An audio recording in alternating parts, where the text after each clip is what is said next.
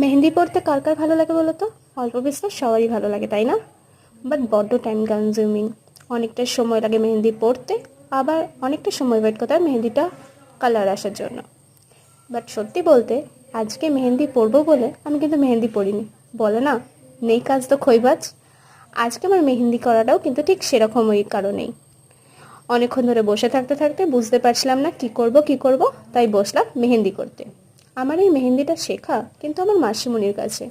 অনেক ছোটোবেলায় আমি যখন মেহেন্দি পরতে খুব ভালোবাসতাম, তখন আমার মাসিমণি খুব সুন্দর করে আমাকে মেহেন্দি পরিয়ে দিত। বেশ ভালো লাগতো না? আর তারপরে যে কখন যে মেহেন্দিটা আস্তে আস্তে আমি আমার নিজের প্রফেশনাল বানিয়ে ফেললাম, সেটা নিজেও বুঝতে পারিনি। আর এখন প্রায়শই কিন্তু মেহেন্দির বুকিং থাকে। বাকিদের করে দিই, কিন্তু সত্যি বলতে বাকিদের করতে গিয়ে এখন আর নিজের হাতে কিন্তু মেহেন্দি করা হয় না। তবে হ্যাঁ, এই যে বললাম, নেই কাজ তো খইবাস, তাই নিজের হাতে মেহেন্দি